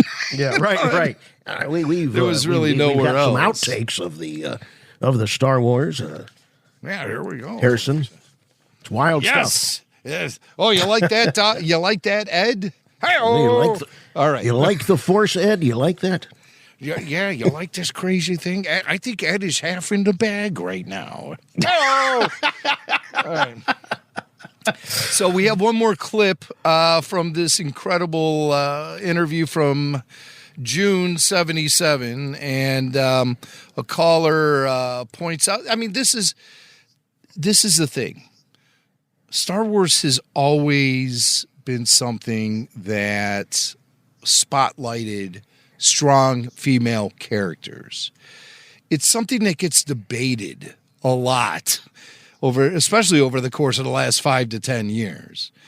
But back in 1970, you're going to listen to this caller respond to the character of Leia in a way that recognizes how Star Wars didn't hold back when it came to female characters, and they presented a very empowered character in Princess Leia.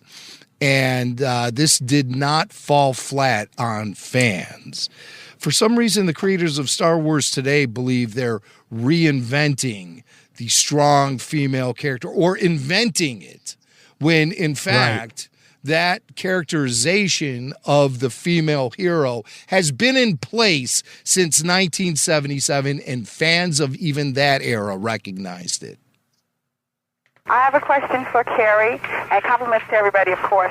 Carrie, what kind of princess is this? I mean, in Heinlein and all the other science fiction movies, princesses are sitting around and they're going, oh, yes, thank you. This one sluts people. That's right. Well, it's not. George didn't want her to be a sort of damsel in distress, vapid Judy Holliday, screaming for the guys to help her and bring their stubble and their guns along. So there you go. Her impact was felt from day one, and that call just proves it. And it didn't go over the heads of anybody watching the film. We felt there was an equality between the three leads, Han, Luke, and Leia. and they all could hold their own. And that's a tradition that Star Wars really helped solidify back in 1977, and it certainly hasn't been lacking throughout the history of Star Wars, nor has it been underappreciated. So that's the final clip I have from this incredible what a treat that find. was. That was awesome. Yeah. I want to thank Ernie, and I want to thank WGN for allowing us to play it on the show, and I will be making the entire 30-minute segment available to members of the All Access tier at patreon.com/Rebel Force Radio. I'll drop it either over the weekend or early next week, so you can look for it there if you're a supporter of RFR. If you're not and you want to hear the full thing, join the party, join the community over on Patreon at patreon.com/Rebel Force Radio. Sign up and support RFR and get a buttload in return as far as Star Wars content, conversations, and other RFR goodness. So a lot of fun. As we sat down, great stuff. Great stuff. And I'm glad that it's in the right hands, that's for sure, and that you've been able to identify what a gem this is. Yes. And no matter what happens, you've always got the digital conversion, so that's good. So it'll always be there out for people to have. Right before we sat down to record the show, we got a tip that there was a recent interview done with Benioff and Weiss, the team behind Game of Thrones, and also the team behind what was going to be the sort of birth of the Force, Star Wars BC, old, Dawn of the Jedi, that story that is now being handled by director and writer James Mangold is, but it was in the hands of Benioff and Weiss at one point. And Jim, on the Happy, Sad, Confused podcast, hosted by Josh Horowitz, I guess they are making some very public statements about that project and where it is now and their feelings about it. Well, basically, the real meat of this this clip we're going to play is D.B. Weiss talking about how far along they worked on the apparently the birth of the Jedi story that they wanted to create with Lucasfilm. The Game of Thrones guys were riding high on the hog at this point in their career, and they sat down with Josh Horowitz. They have another project that's out there right now. It was just released. I can't, I forget what the name of this new project is, but it's so that's why they're on the circuit. It's called Three Body Problems. Or maybe it's just Three Body Problem. And I think it's a Netflix thing. They left Lucasfilm and signed a big deal with Netflix, like a $250 million deal with Netflix once Game of Thrones wrapped up, and their association with Star Wars fell apart. But it was announced by Kathy Kennedy that the Game of Thrones guys, Benioff and Weiss, were going to helm a series of Star Wars films. No information was really given about those films, but it's been since learned that it was Dawn of the Jedi type stuff. And and so Horowitz has them both on his show, Happy, Sad, Confused, talking about Three Body Problem, or Three Body Problems. Oh, no, it's just Three Body Problem. It's their new show, and you can watch it on Netflix. Game of Thrones creators, this is their next big project. It was supposed to be Star Wars, though. So Horowitz asks, and D.B. Weiss responds to the question about how far along were you guys in developing this particular Star Wars story? I think we got relatively far story-wise with the first one, and had kind of a basic roadmap for the other two. And yeah, it was a shame. I mean, it's just, the truth is that our Hollywood's ratio or batting average on things conceived to things actually finished has never been tremendously high, and there are always going to be ones that get away for various reasons. The ones that just aren't meant to be. So yeah, it was sad that was one of them for us, but it's just, you kind of, as time goes on, you just kind of need to let go of those things, because if you don't, you'll drive yourself completely crazy. So there's got to be a part of them, though, at this point that it's like, man, we may have really dodged a bullet here. We really may have. I mean, it hasn't been necessarily all roses for, certainly wasn't for Star Wars films in the wake of the, Solo, Rise of Skywalker. These were all set to come out following those. And, those movies, they kind of laid a big egg. And then Mandalorian sort of picked up the Star Wars excitement, and they just haven't been able to get anything going in the theater since. But I just can't help but think, if I'm Benioff and Weiss, that, and it sounds like DB Weiss is still pretty kind of bummed out about it. I mean, I guess if you're a filmmaker of a certain generation, the opportunity to make a whole trilogy of Star Wars films is pretty exciting, but I don't know. It would be hard for me to not think of that as a blessing, given the conditions that these people have to work in with Lucasfilm. Or given the way the final season of Game of Thrones was received by their fans, maybe us as Star Wars fans dodged a bullet by Benioff and Weiss removing themselves from Star Wars. Well, the first two of the trilogy might have been good, but the third one might have stuck. That's never happened before in Star Wars. But Josh Horowitz, the way he kind of sums this all up is he tweeted out, there was a lot of sadness and a little awkwardness when I brought up to the Game of Thrones guys their abandoned Star Wars trilogy. So you hear under the surface a bit of disappointment there. Yeah, for from sure. DB Weiss. Josh continued the conversation and asked David Benioff about how he feels about James Mangold picking up the slack and running with the ball when it comes to telling a story about the earliest days of the Jedi and the Force. And I didn't even bother pulling that clip for you to listen to, because David Benioff appeared to be talking into his iPhone while walking his dog during this interview, and I don't even think he half heard the question before he responded. So that's probably where some of the awkwardness really comes in that Josh Horowitz is talking about. But basically, Benioff said, well, James is a great guy, and that was about it. There was really nothing said there. So Benioff and Weiss, let's see how well Three Body, whatever the hell this thing's called, Three Body Problems is received by fans who watch it on Netflix. I know very little about it. It seems to be sci-fi in nature, but I'm not going to watch it, so what do I care? If it's great, if people create a buzz about it, I might find myself being interested, but just scratching the surface, it doesn't look like anything I'd be interested in. File it away with Snyder's Rebel Moon movie, Zack Snyder's Rebel Moon.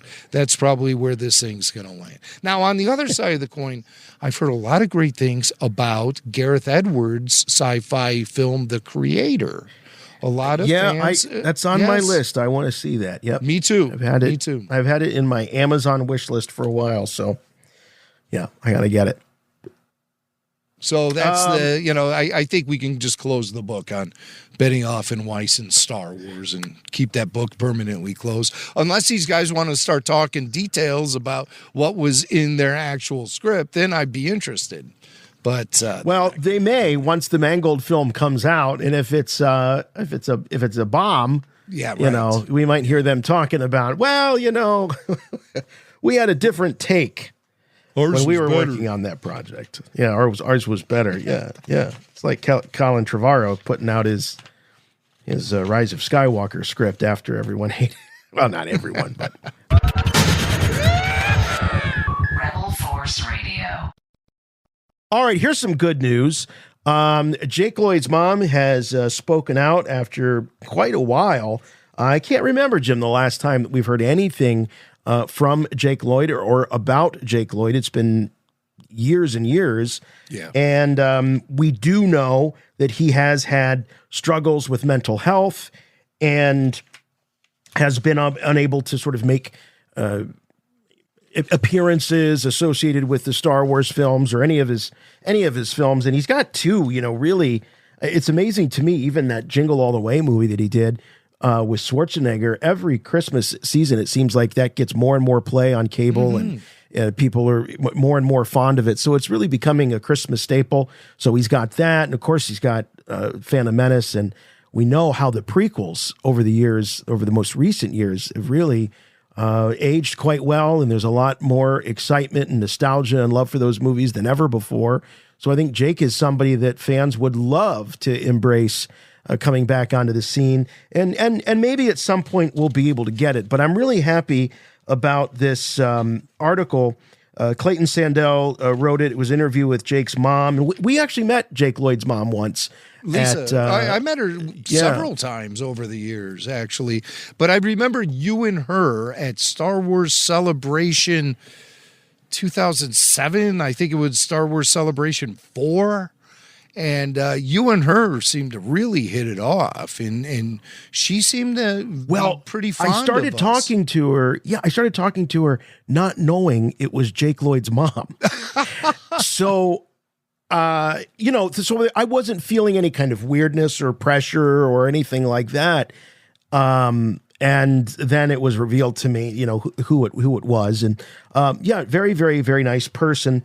And, we interviewed Jake, I think at that show, we got a chance to talk to him. It was the craziest thing. We were behind the pipe and curtain at the official Pix autograph hall.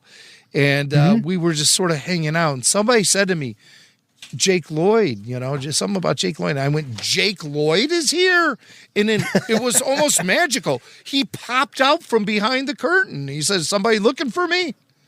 And I was like, Jake! Yeah. And so he did an interview with us right on the spot there. And you can find it on our YouTube channel. It's an audio-only interview, but it's up there on the YouTube.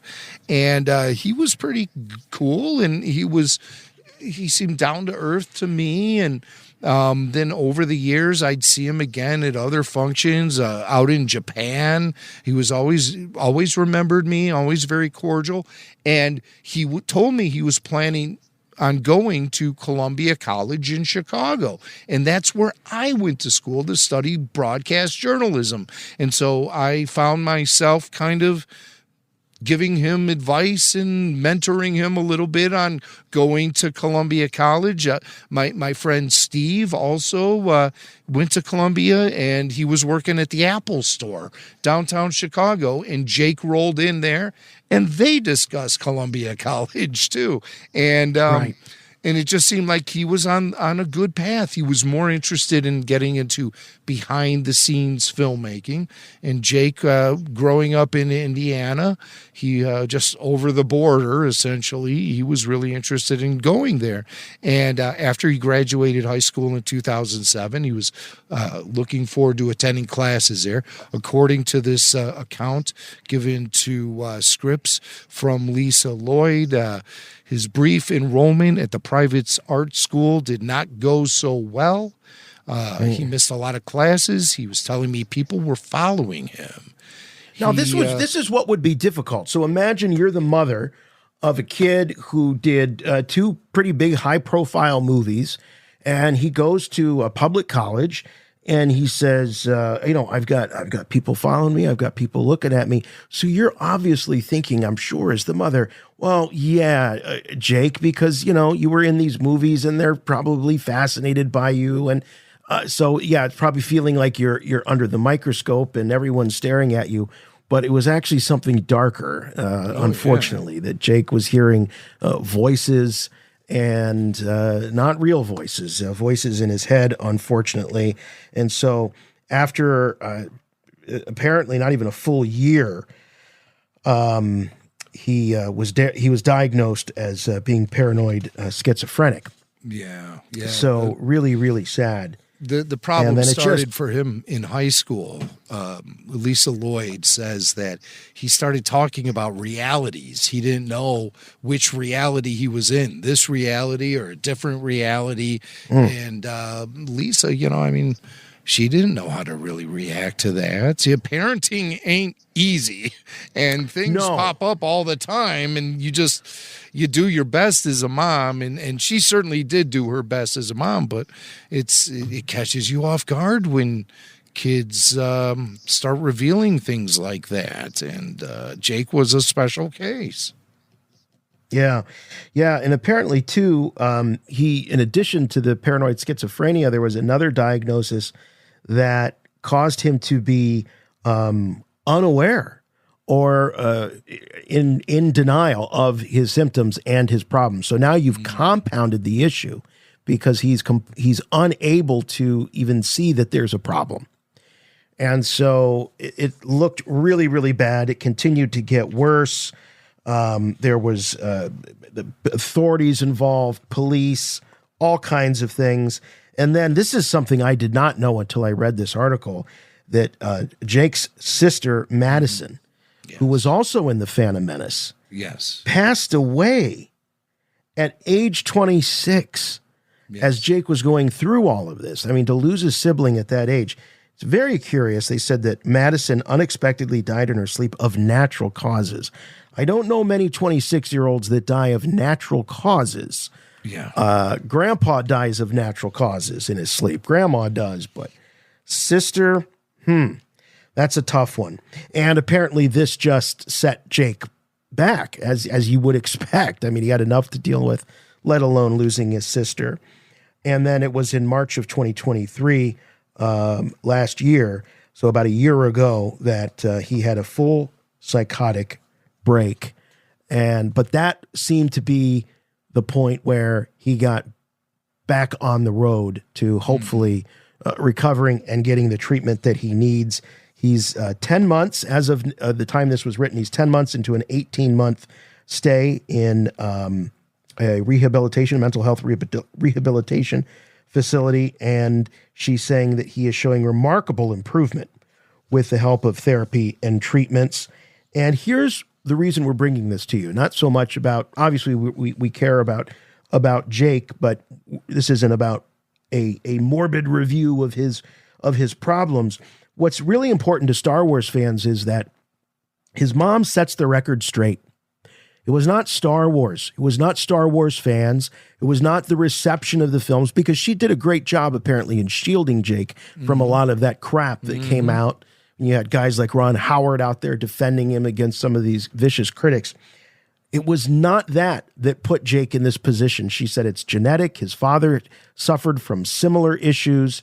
Jake loves Star Wars. He always loved Star Wars. And it's pretty cool. They talk about how they've been watching episodes of AHSOKA together, Jake and his mom. And we've got a picture up on the screen that accompanied this article that for his birthday, she got him an AHSOKA Tano action figure, and he's Jake looks pretty good. He looks got a beard. He looks a lot older, but always been a handsome kid, and he looks like he's a handsome young man. And I really hope, Jim, nothing would make me happier than to see, in a few years, Jake Lloyd triumphantly return to a Star Wars celebration and have a massive long line. I want to see a photo op of him and Hayden together. I just so many cool things that I wish for him, because I think it's obvious that what Hayden has been getting from the fans, the love he's been getting, what Ewan was getting, has done a lot for those two guys, especially Hayden. And I think Jake is especially deserving of that outpouring and for him to feel that love. Yeah, he has to be in a place mentally where he's ready for it. Exactly. It sounds like he's on the road to recovery, and his mom is mom of the millennium for being able to take care of him. He's been through so much. In Star Wars, it's not only just it's the loss of his sister. She was in the film with him. You can see her very briefly in that moment during Phantom Menace at the very end when he's standing up there and Boss Nass is bringing up the globe of celebration. Yeah, right. There's a brief shot of Jake as Anakin, and you see Anakin has ascended to the level of Jedi Padawan or Jedi youngling or whatever. He's got the braids. Yeah, he's got the Jedi crew cut. on him. And if you look right over his right shoulder, you see a Naboo girl there, and that's his sister Madison. And he was very tight with her. And so Star Wars might conjure up the associations of that experience with his sister, and it might be hard for him to push through all of that. But I've talked to Jake, I've talked to his family many times in the past. It's been a dozen years since our last conversations, but he was, and I'm sure still is, a stand-up person, and he always seemed very straightforward to me. I also know a little bit about him through conversations I had with Daniel Logan, who Danny knew him as well. And it's been able to provide me with a certain level of insight into what sort of guy he is. And I think he's a great guy. And I really am rooting for him to defeat the demons that have haunted him for years and years. But I do want to say I'm so glad his mom spoke out and talked about Jake's relationship to Star Wars. He's taking his medication again. But the important thing is over the years, I would see people say, Star Wars fans gave Jake Lloyd schizophrenia. And that's impossible. And I've spoken about this on the show before. That's a pre-existing condition. You can't give someone schizophrenia.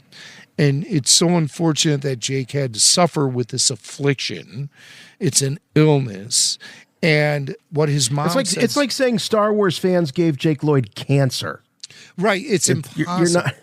Right. You know, and his mom did shield him and protect him from a lot of the critical backlash and public BS that was going on in regards to his performance in episode 1. Lisa insists it would have happened anyway, talking about the history of schizophrenia in his family, and she believes it was genetic.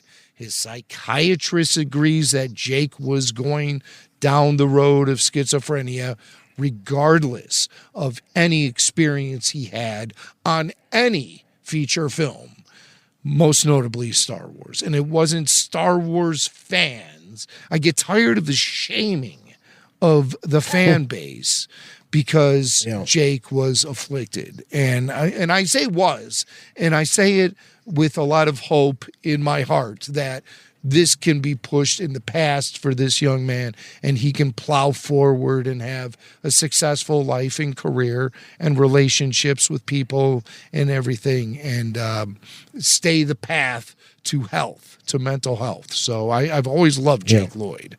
And when he was a kid, and even when I got to know him as a young adult, and then now hearing these updates, courtesy of this interview that Lisa Lloyd gave. So, yeah, we're Team Jake around here, I think. No kidding. No kidding. All right. Well, keep him in your prayers, your thoughts, good vibes, sending great thoughts through the force. And hopefully this is just the first of many positive updates we'll be getting about Jake Lloyd. Yes. All right. I mentioned Ewan McGregor just a few moments ago, and this is something I hadn't seen. And I was trying to think, have we had any other Star Wars couples like this? You know, you have Ewan McGregor and Mary Elizabeth Winstead, both very much ensconced in Star Wars. Are there any other married Star Wars couples? Obi-Wan and Hera. What a weird... What a crazy thing. But it's very cool. It's very cool. So it's great because wherever she goes, she's going to get Star Wars questions. Wherever he goes, he's going to get Star Wars questions. But let alone them both together on The Tonight Show. I did not see this. Yeah, they appeared recently promoting this new Showtime series they both star in called A Gentleman in Moscow. I know very little about this show, but Ewan McGregor and Mary Elizabeth Winstead are the leads in the show, and they're out promoting it. And they appeared on The Tonight Show with Jimmy Fallon. And Fallon, before he got into the questions about this new Showtime series, he had a few things to say about the fact that both of them are married and working on Star Wars. And it's a rarity. So, and Jimmy has always proven himself to be someone who's been very favorable of Star Wars and excited about Star Wars. So he jumps right into it at the beginning of this interview. I want to talk Star Wars. Oh, yeah? Because you both have Star Wars in common.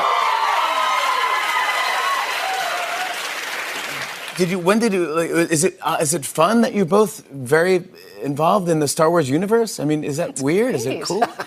I mean, that's bizarre, right? It's fun. It's somewhat bizarre, but it's very nice. It's bizarre in that it's just amazing that it happened, because it's like such a cool thing to be a part of. Did you give any tips on what it's like to be on set, or? No. Did I? No, I mean, no tips, but I got to sort of see how much fun it was for him to do it, and I think you just talked to me about how special it is to get to kind of be a part of something that means so much to so many people. I mean, Star Wars fans are like heartfelt fans, and I think it's incredibly special to get to. Can we be seeing maybe a second season of Obi-Wan or AHSOKA? Can we? I think AHSOKA is going to happen. Well, we think so. It's in development. It's being written right now. Great. Congratulations. That'll be good. Thanks. That'd be great. I don't know. For me, I have no news to tell. I'm waiting for the call. All right, yeah. But I don't know that it's happening. Who knows? Who knows? I don't know if any. Well, I think we know, according to the cover of the Blu-ray that's coming out here in a few weeks. And I don't say that to be flip, because honestly, I actually would love to see Ewan McGregor back as Obi-Wan Kenobi. And I don't even need it to be a sweeping epic and involve Vader, really. I just would like to see maybe another adventure with Obi-Wan Kenobi, to be honest with you, just to spend more time with that character.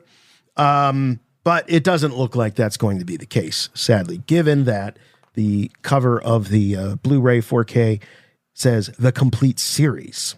How do they blow that? They got Ewan flipping McGregor, and they got a whole Disney Plus streaming platform, and they can't get it together to come up with some stories about Obi-Wan Kenobi. Again, like you said, Jason, it doesn't have to be earth-shattering as far as the overall mythology goes and tie into all these other characters and the Empire and Darth Vader and his past with Anakin. It could just be him, grilling hot dogs with some Jawas, or, or playing.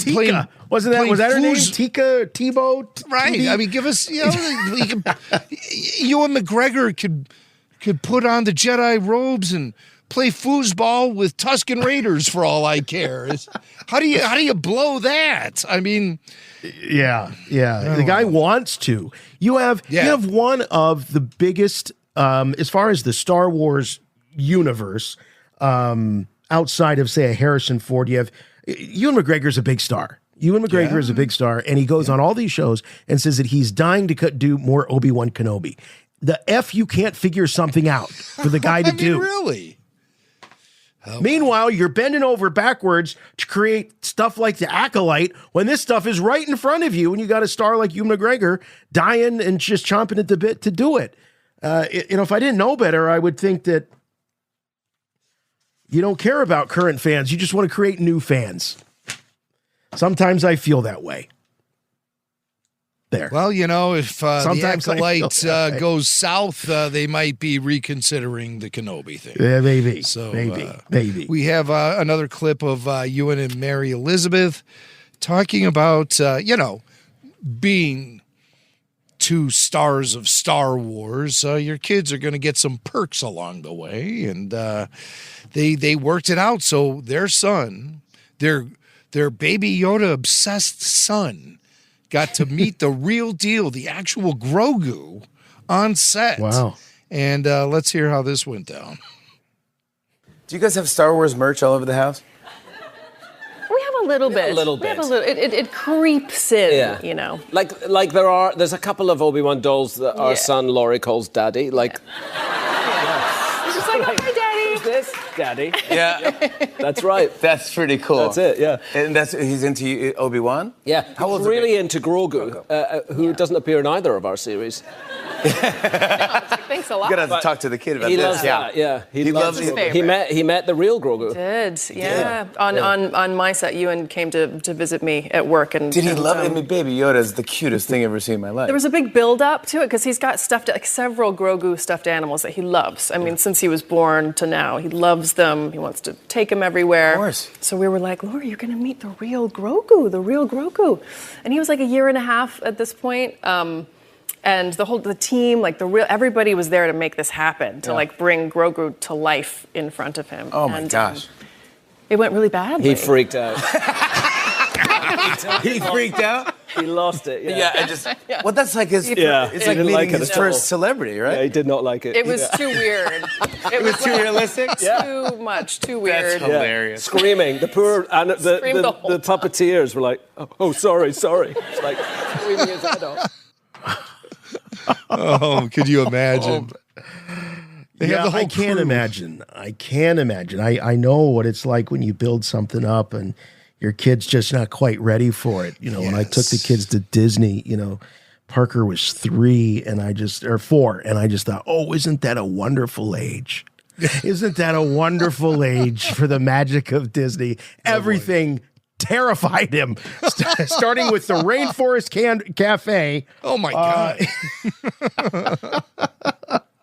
But can you? Yeah, right. These guys, you can imagine how excited they are. Ewan McGregor and Mary Elizabeth's son, and they're gonna, and they probably had to call people in. Look, hey, Ewan's coming in. You're bringing the kid.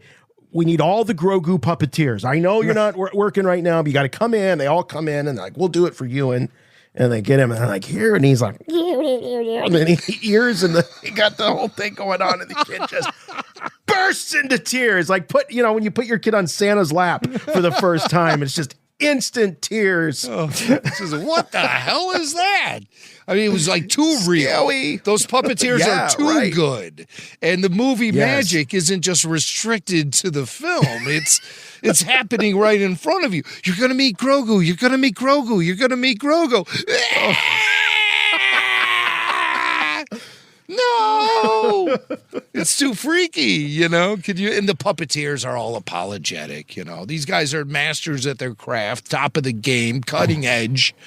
And you bring a 1.5-year-old there in front of them, and they want to put on a good show. And the next thing you know, you got a kid who's terrified. And puppeteers are all apologetic. I'm so sorry. It's not. No, it's not you. It's not you. It's kids. No, Grogu. Oh, what a scene. What a scene. Well, hey, you know what? Why don't we close out the show with some pop culture? We might be able to get a couple of these in here. We still got time? Which ones? Yeah, okay, let's plow through. Let's do one at least. We promised it. We'll do Young Sheldon. All right, let's do that. All right, Star Wars in pop culture. Rebel Force Radio. We've already made that Star Wars reference. Your source for the Force. Star Wars parody! All right, Star Wars in pop culture, where we bring you clips of Star Wars as it is referred to outside of the Star Wars universe ever since the days of The Simpsons and Family Guy and all of that. Actually going back to the Clerks, right? The Clerks film was one of the first big moments for Star Wars in pop culture. We've been bringing that to you. And this week we've got something from Young Sheldon, which my daughter, Bailey, loves the Young Sheldon show. Oh, really? And she loves it. She watches it during study hall. These kids are allowed to bring their phones to school in high school. She's in high school. She's a freshman. And she says, the other night she told me, by the way, I get this notice from AT&T. It says, you're just about to go over your data. I'm like, data? How am I going over my data? It's like, you got a whole week left, and then we're going to charge you $15 a day. And then Bailey comes home from school. She's like, Dad, I watched that Napoleon movie at school today. And I'm like, let me guess, on your phone? The Ridley Scott on your one. phone? Well, Yeah. So she's got a stack of study halls, and so she watches stuff. Anyway, one of the things she watches is the Young Sheldon show. Boy, oh boy, man. The high school I went to, if I was going there on this day, they would definitely not let me walk in there with a phone. I don't know how they manage all of that, you know? I don't know either. Gosh, if I had like a baseball card in my pocket, it would get snatched away from me in the middle of class, much less a source where I could watch unlimited television and films at school, in study hall. All right. Yeah. Yeah. I don't Funny you be... say that. I will share this real quick. You said if I had a baseball card. I went, it was second grade. It was the first day of second grade, and I was I don't know what it was about second grade. I was so nervous.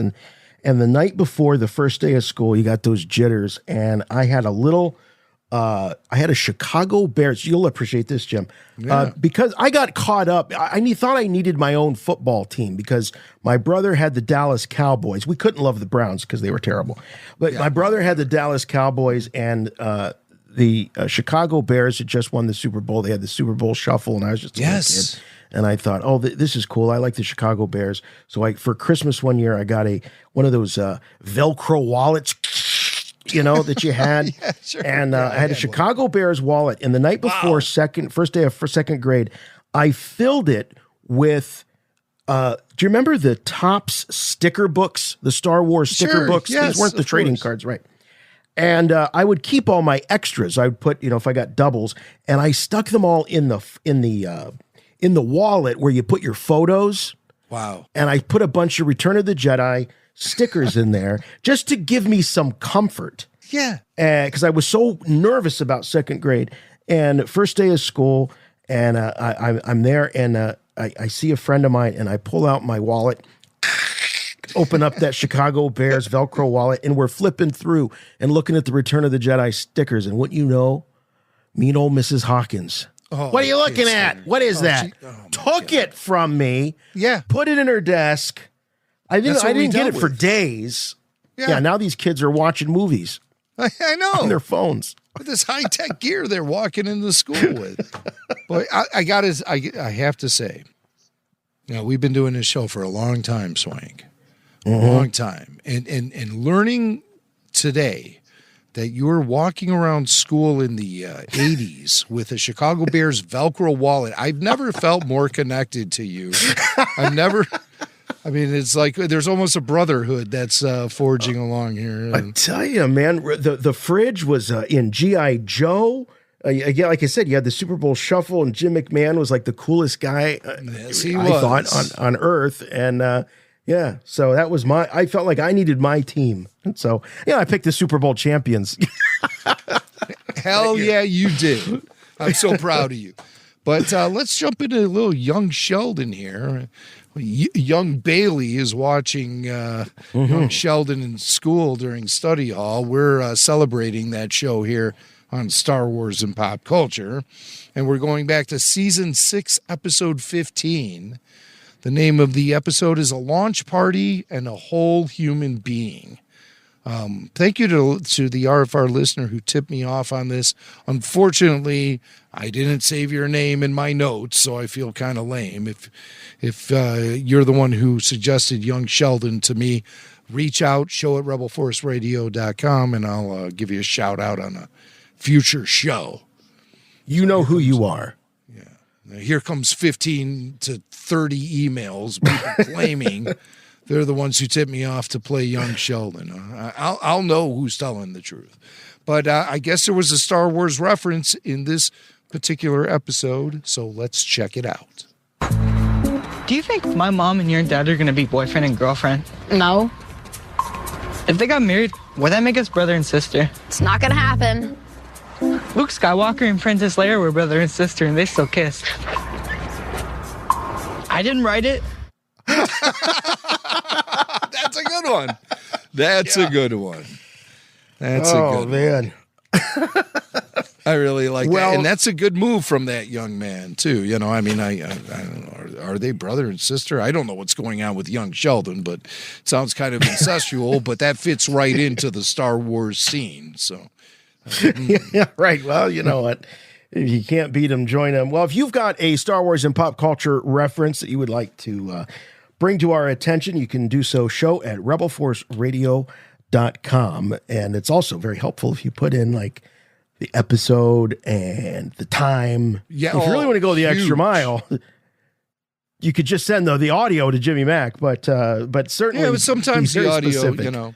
The audio has to meet my standards, and I don't mean to put our listeners through that. That whole, thing where I'm rejecting things. So, yeah, just let me know where to find it and where the time is and when they make the reference, And most people do, and we have a bunch of them. They're piling up. If you send a suggestion for a Star Wars and pop culture reference to us, we're not throwing them away or anything. It's just we got to find the time to fit them all in. So I've got them all written down right here. Here I'm saving them. So, we're saving them, and I like think we're on the maquettes verge. In George Lucas's office, where they don't go anywhere. You never know when they might show up. That's right. And I think we're on the verge of having a massive Star Wars and pop culture segment coming up. But we just have to quit making all of these audio discoveries of long lost interviews from 1977. As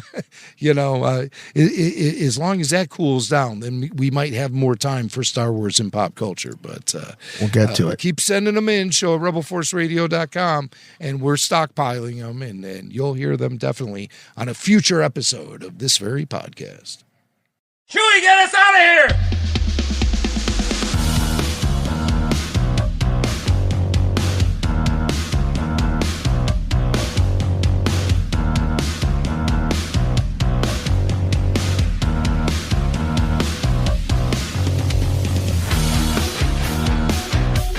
Hey, that is going to wrap things up here for us this week on Rebel Force Radio. Just as a reminder, Rebel Force Radio doesn't end here. You can also check us out, the Bad Batch After Show.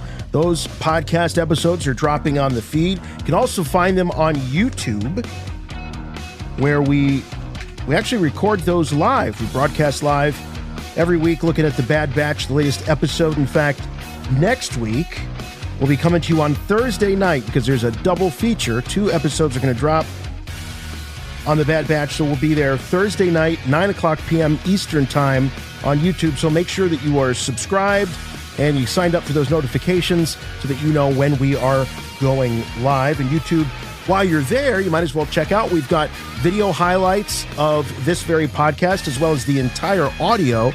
It is sort of how we premiere outside of the podcast feed. Each episode of Rebel Force Radio gets a premiere moment on YouTube, so that's a great way to follow us. But if you want even more Rebel Force Radio, there's no better way than Patreon. Go to patreon.com/Rebel Force Radio, and there you will get opportunities to increase your RFR exposure, like exclusive podcasts you can't get anywhere else. There's multiple shows, not just one. There's several shows that you can't just subscribe to on your podcatcher of choice. They're exclusive for podcast or for Patreon supporters only.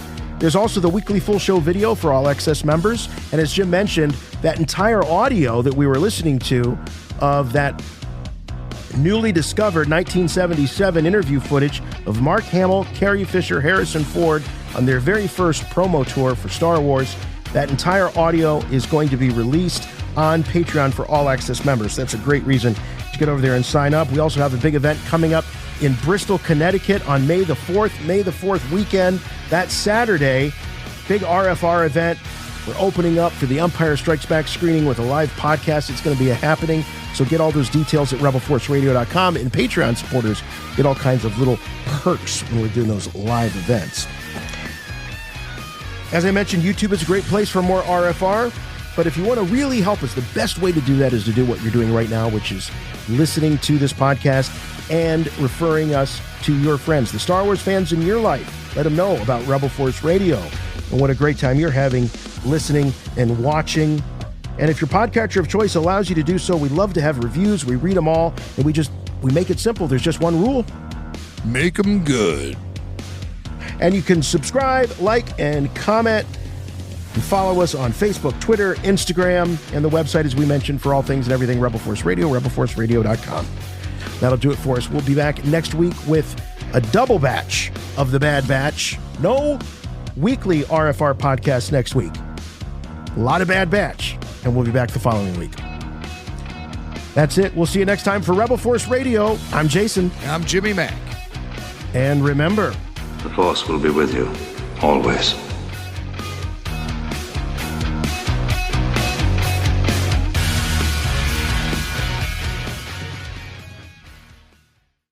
The disassociated is a molecule.